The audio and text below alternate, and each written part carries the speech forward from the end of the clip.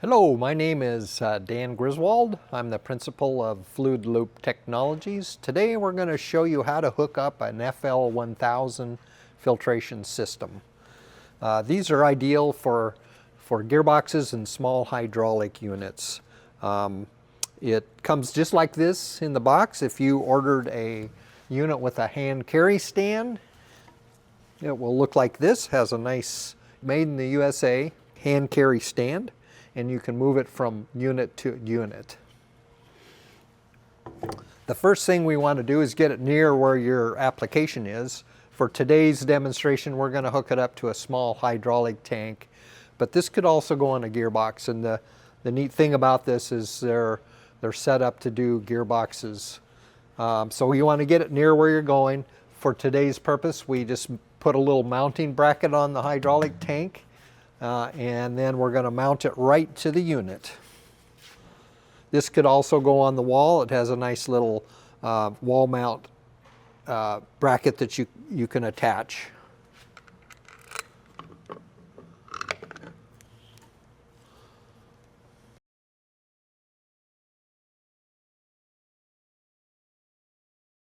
Okay, so we have that. You want to just make sure it's secure, and we're ready to go. This is the inlet. This is the fluid coming to the FL1000 needs to go in here, and then the outlet's here. So if you're using a gearbox, you want the line coming from the bottom of your gearbox, a drain plug or other plug on the bottom of the gearbox, to go here.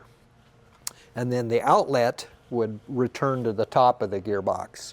For this purposes, we've put a little fitting here on the filler breather assembly. We've put in, machined in the plugs here, the JIC connectors, and this is all ready to go. The other way you could do it, I don't know if you can see around the corner here, is you could use quick disconnects on your hose. That way, if you want to move the unit, you could just quickly do a quick disconnect to your inlet and your outlet, and you're good to go. So the first thing we're going to do here is make sure there's a filter adapter threaded into the bottom of your unit. On this, you can just, it has little holes in the bottom, so you could just simply use a wrench and the pliers and then tighten it up that way. Is probably the best. You can make yourself a little tool if you want, but it's easiest just to use a wrench. So make sure that's in, is snug and tight. Each time you change the filter, you want to check to make sure this hasn't unthreaded. Make sure that's tight. The other thing, you want to make sure that there's a gasket in the head. On this particular filter that we're going to be using, it's a large filter. The gasket does not go in the filter. It actually goes up here in the head. There are some filters that the gasket is actually in the filter itself. Just make sure there's one in there. You could coat it with a little bit of oil if you want. The other thing that you'll need to do is pre-fill the filter. For this demonstration, I've already pre-filled this filter that we're going to put on there. It's full of oil. Particularly if you're going to a gearbox, you don't want to drain all the fluid out of your gearbox when you're priming that. So what people do, what's easy for us is to just pour some oil into a container, which we've done here, and then you can put your inlet and your outlet hoses there and run it until it primes your filter. But for this demonstration, we're going to use this 4-micron filter, and it is about this full of filter of oil.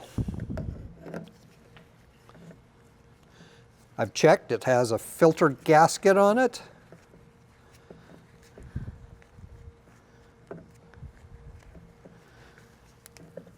Okay, there we go. This is a spin-on filter. You can use any filter you want up to about 5 inches. If you just let us know which which filter you can use. We'll make sure that you have the right adapter for it. And then you're going to want to put this snug. You don't want to over tighten these because they're a bear to get off. I just use this cheap old oil filter wrench, and then you're going to want to snug it on there. We'll try that. When you run it, you're going to check for leaks. If it's not tight enough, it'll let you know. Okay, so you got your filter on. Each FL1000 comes with a hose and fittings kit. It has all the fittings that you need to hook it up, plus 10 foot of this transparent hose. It's nice to have the transparent because you can see the oil coming through it and you know if the unit's running or not. But it has the fittings that you need, the JIC fittings, and also has a little pre-filter screen, mesh screen. The reason you want that is to keep it from plugging up your system and getting chunks in here. So you're going to put that on your hose anywhere that you want before the inlet. You don't want chunks going down into the pump. So it could be mounted here or anywhere down the line. So don't forget to put your filter screen on there. You're going to want to cut your hoses to length. I've already pre-cut these, put the fittings on. As you know, if you're a hydraulic guy, a little heat on the hose makes it easier to put on, but I've already pre-cut these to length just to make it a little quicker.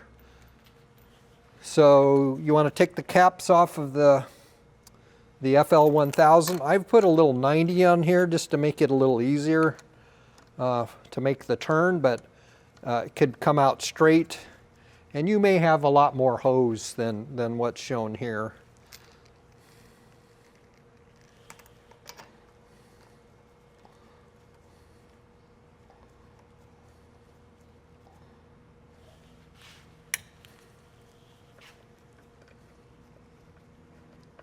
Hang on to these caps in case you decide to move your unit or you want to take your hoses off, then oil's not leaking all over the place.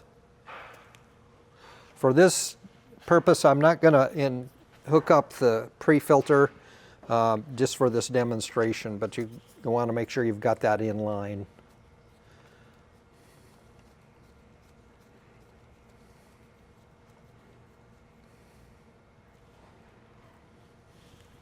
Okay, you want to make sure all your connections are snug. You don't want to over crank these, as you know, but just get them snug.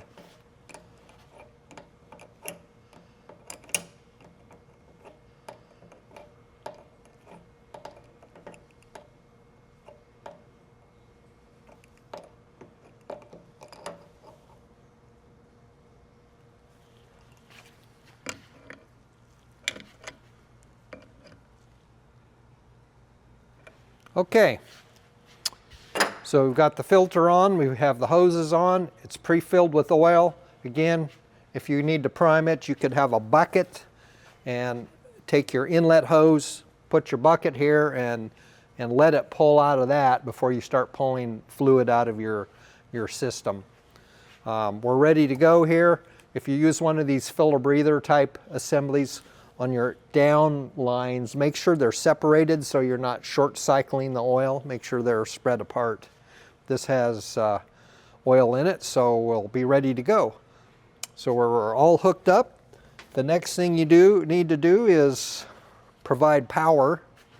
The unit comes with a 24 volt power adapter, so you're going to use that. For this one, I've just got a line already hooked up. The control box is here on the back of the Fluidloop. There's a little inlet, electrical inlet, so you're simply going to plug it in and then it's going to take off. The speed control's on the top. Turn it clockwise to go faster, counterclockwise to slow down. When you first start, I would go about 50%, and just make sure you've got fluid going into it. This filter is about this full, so it's going to take a few seconds before it it fills that and then it starts cycling. So we'll see if we can see the fluid start through. There's also a pressure gauge over here. I'll talk about that in a minute, and a sample valve. And you can use this to help prime your system to let air out. I'll show you that in a second. So let's plug it in. There goes the oil in. It's filling up the rest of the filter, so now you're going to see the oil start coming out of here when that filter is completely full. There it goes. Okay. So now that is cycling oil through. It's only about 2 to 4 psi on the gauge. On lighter weight fluids, this is hydraulic fluid, so the pressure on the gauge is going to show less. For heavier oils, gear oils, the pressure is going to be a little higher. But the important thing to do is before you start, or when you start and you put a new clean filter on, check your pressure and write it down so you know what that is. As that filter clogs up and gets full of dirt, your pressure will start to go up. And rule of thumb, make sure you change them at least every 3 months. But keep an eye on your pressure, because that'll give you an indication that the filter needs to be changed. Okay, so this is running about 50%. That's 100%. You can hear the variable speed motor. This has a very nice little compact variable speed motor and pump. And it's very compact. If you notice on a lot of the cart-mounted filter carts, they're big. Even their portables are pretty good size. You have to lug them around. This is pretty miniature and is designed for those small systems. I usually don't leave it running at 100%. You don't need to do that. The pump motor is going to work harder. And usually you can get pretty good flow around 50%. On the website you can go look at the flow rates. We have some charts there you can see for each fluid. So we're going to run that about 50%. If you were having trouble priming this, I would make sure you check all your fittings, make sure there's no leaks, and you can always get a bucket and let some of that air out of that sample port. It's important that you're always testing your oil too. Test it before you start, and test it as you're going to see what the improvements are. But that's what that little sample port is for. The FL1000 has a pressure relief that it'll automatically kick out. That's preset at the factory to 60 psi to kick out. You can adjust it. I'd recommend you talk to us before you do that, but you'll have to remove this little cover plate to do that. It's a very simple system. If it doesn't seem to be moving oil through, again, check your connections, make sure everything's snug. Sometimes if you're running heavy gear oil and it's really cold, this has a magnetic drive in it, and those magnets will decouple if you've over torqued it. This has a torque safety where if it's over torquing, it will release those magnets. And so if you hear it kind of change the sound that it's making, it's probably decoupled. And to recouple that, your oil needs to be warmer. Typically, your temperatures are going to be up there, but if you have super cold gear oil, you want to start that speed off really slow.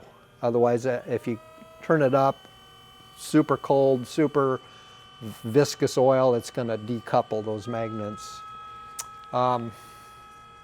That's the basic system. Again, if you're hooking up to a gearbox, you want the inlet hose to be attached to the bottom of the gearbox, and you'll have to make sure you have all the fittings you need to go to this JIC connection, but you should be able to take the plug out, get the right adapter to fit in there. And then the outlet, you want to return to the top of the gearbox. Typically, the gearboxes will have multiple plugs, one high, one low.